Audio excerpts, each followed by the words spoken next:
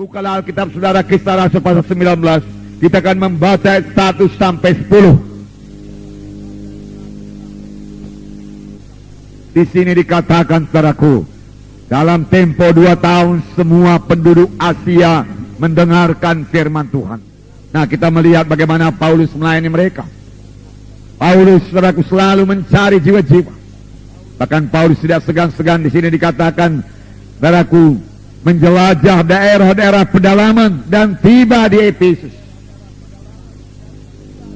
Pernahkah kita menjelajah daerah-daerah pedalaman untuk mencari jiwa-jiwa? Pernahkah kita saudaraku bergerak dari desa ke desa untuk mengabarkan Injil?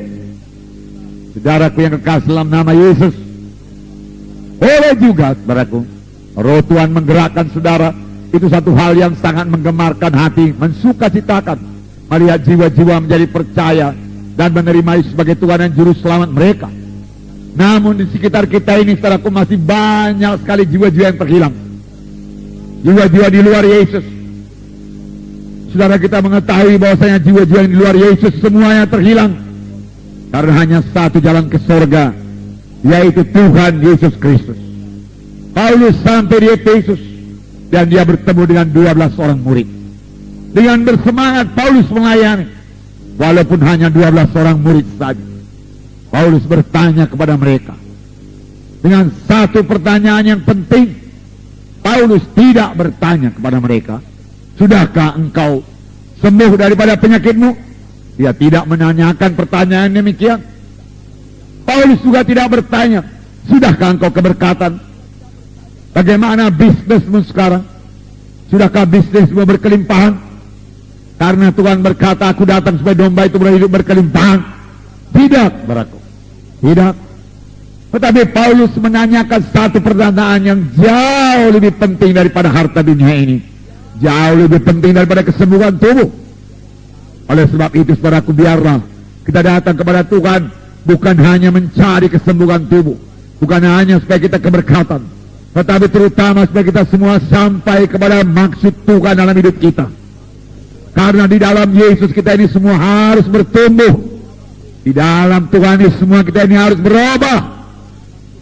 Firman Tuhan tadi berkata, perkara lama lenyap, perkara baru timbul. Oleh sebab itu Paulus menanyakan satu pertanyaan yang amat penting. Sudahkah kamu menerima Roh Kudus tatkala kamu percaya? Jadi Paulus tahu mereka sudah percaya. Paulus mengakui mereka sudah selamat.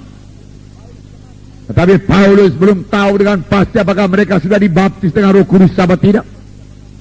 Baptisan Roh Kudus sangat penting. Waktu murid-murid mau berangkat menginjil, Tuhan Yesus berkata kepada murid-murid, tunggulah di Yerusalem sampai kamu dilengkapi dengan kuasa dari Maha Tinggi. Karena Yohanes membaptis kamu dengan air, tapi tidak lama lagi kamu akan dibaptis dengan Roh Kudus. Tuhan Yesus sendiri menyuruh murid-murid menunggu Roh Kudus.